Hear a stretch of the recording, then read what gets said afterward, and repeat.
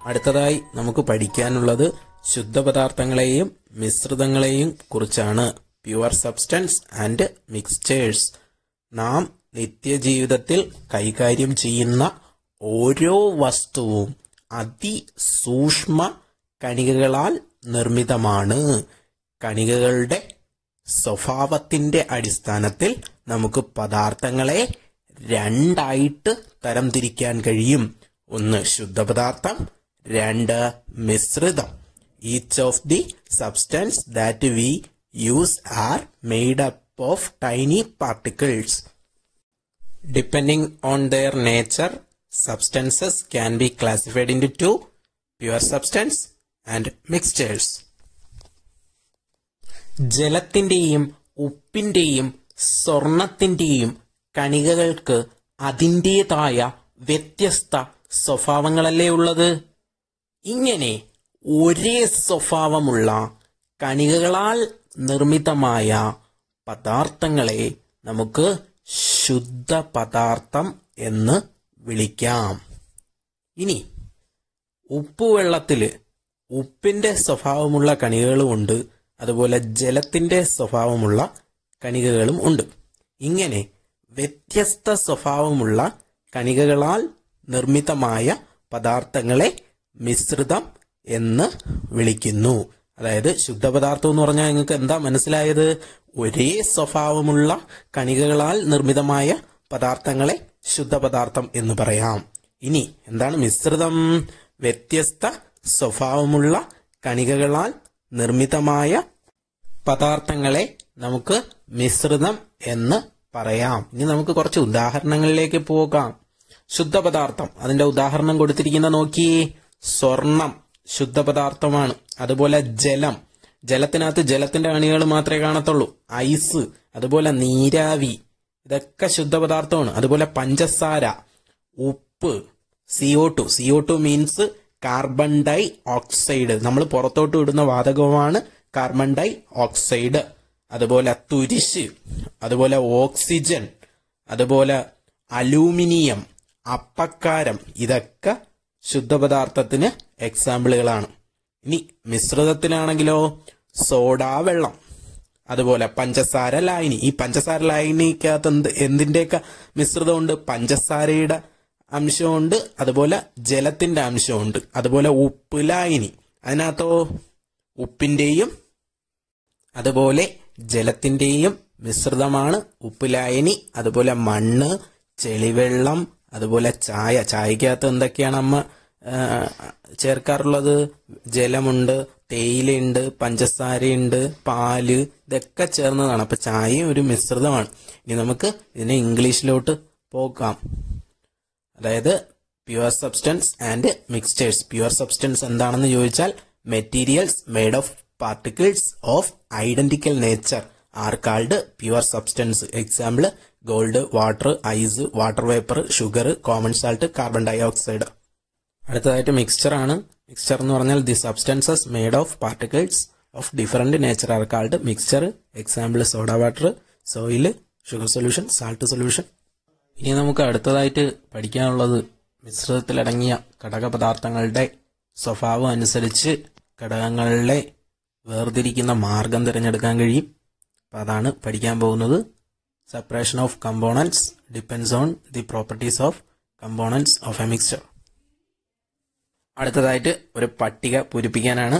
അപ്പൊ നമുക്ക് ആ പട്ടിക പൂരിപ്പിക്കാനായിട്ട് പോകാം. ടെക്സ്റ്റിലുള്ള പോർഷനാണിത്. ചായയിൽ നിന്ന് ചായച്ചണ്ടി. ചായച്ചണ്ടി മീൻസ് തേയില. ചായയിൽ നിന്ന് തേയില എങ്ങനെ നിങ്ങളുടെ അമ്മ വേർതിരിച്ചെടുക്കുന്നത്? ഒരു അരിപ്പ് കാണുമല്ലോ, അരിപ്പ് വെച്ച് അരിച്ചല്ലേ എടുക്കുന്നത്. അപ്പൊ വേർതിരിക്കുന്ന രീതി അരിക്കലാണ്. അവിടെ വേർതിരിക്കാനായിട്ട് ഉപയോഗപ്പെടുത്തിയ സ്വഭാവം എന്താണെന്ന് ചോദിച്ചാൽ കണികകളുടെ വലിപ്പ വ്യത്യാസമാണ്. അറിയാലോ, തേയില അരിപ്പിനുള്ള ചെറിയ സുഷിരങ്ങൾക്കകത്തുകൂടി ചായ വന്ന് വീഴും, അതേസമയം തേയില പോകത്തില്ല. ഓക്കെ, വലിപ്പ വ്യത്യാസമാണ്. അടുത്തത് കടൽ വെള്ളത്തിൽ നിന്ന് ഉപ്പ്. കടൽ വെള്ളത്തിൽ നിന്ന് ഉപ്പ് എങ്ങനെയാ വേർതിരിക്കുന്ന? ബാഷ്പീകരണമാണ് അവിടെ വേർതിരിക്കുന്ന രീതി. അവിടെ വേർതിരിക്കാൻ ഉപയോഗപ്പെടുത്തിയ സ്വഭാവം എന്നത് ബാഷ്പീകരണ സ്വഭാവമാണ്. അടുത്തത് നെല്ലും പതിരും വേർതിരിക്കുന്ന. അമ്മ നെല്ലും പതിരും വേർതിരിക്കുന്ന എങ്ങനെ? മുറമെടുത്ത് മുറത്തിൽ വീശിയോ അല്ലെങ്കിൽ പാറ്റിയോ ഒക്കെയാണ് അത് വേർതിരിക്കുന്നത്. അവിടെ ഭാരത്തിലുള്ള വ്യത്യാസമാണ്.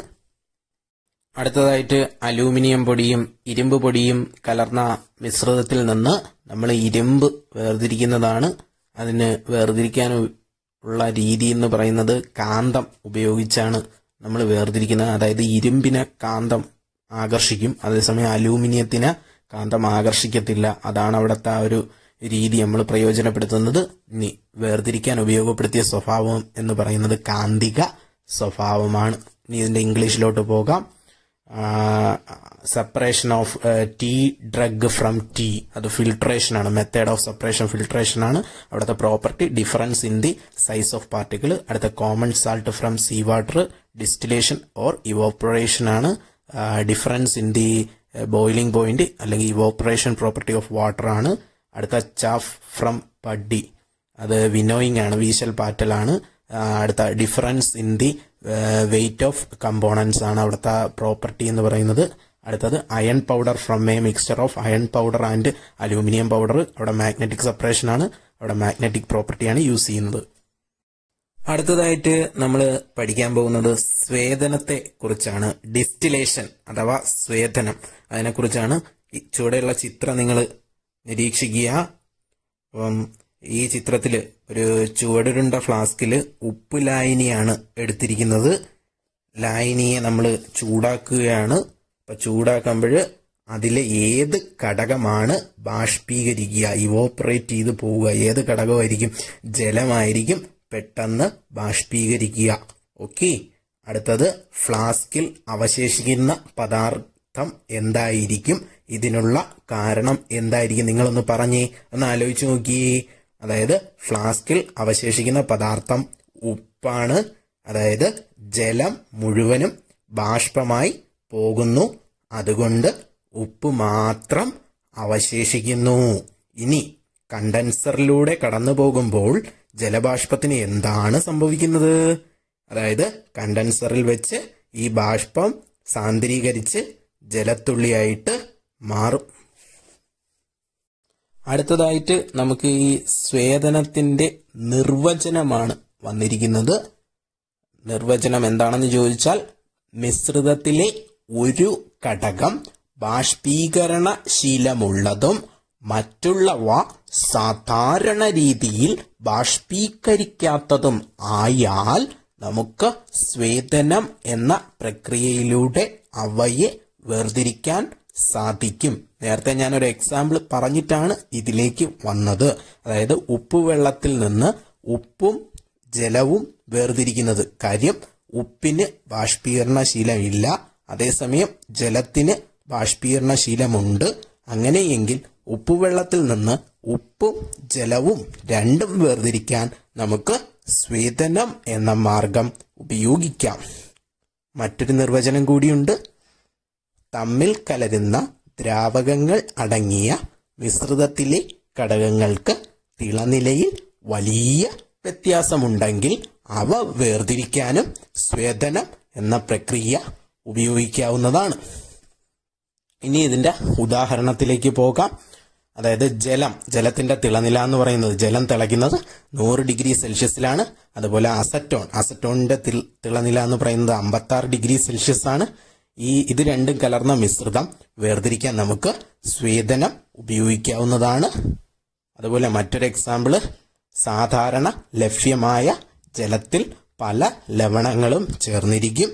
അവയെ സ്വേദനം വഴി നീക്കം ചെയ്താണ് കുത്തിവയ്പ്പിനും അതുപോലെ സ്റ്റോറേജ് ബാറ്ററികളിലും മറ്റും ഉപയോഗിക്കാനുള്ള ഡിസ്റ്റിൽഡ് വാട്ടർ നിർമ്മിക്കുന്നത്. ഈ ഡിസ്റ്റിൽഡ് വാട്ടർ ഭയങ്കര ആപ്ലിക്കേഷനുള്ള സാധനമാണ്.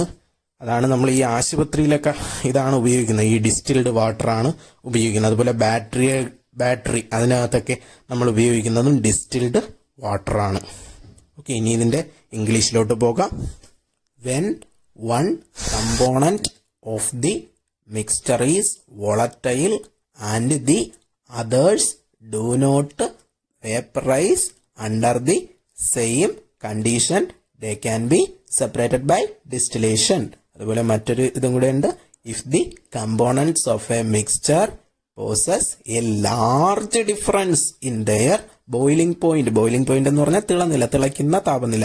They can be separated by distillation. അതിന്റെ എക്സാമ്പിൾ എന്ന് പറഞ്ഞാൽ distillation can be used to separate a mixture of water. വാട്ടറിന്റെ boiling point 100 degree Celsius and acetone boiling point 56 degree Celsius. ഇത് രണ്ടും തമ്മിൽ നല്ല വ്യത്യാസമുണ്ട്. 56 ഡിഗ്രി 100 ഡിഗ്രിയും തമ്മിൽ അതിനിടയിൽ നല്ല വ്യത്യാസമുണ്ട്. അതുകൊണ്ടാണ് നമ്മൾ ഈ ഡിസ്റ്റിലേഷൻ യൂസ് ചെയ്യുന്നത്. അടുത്ത ordinary water contains many minerals dissolved in it.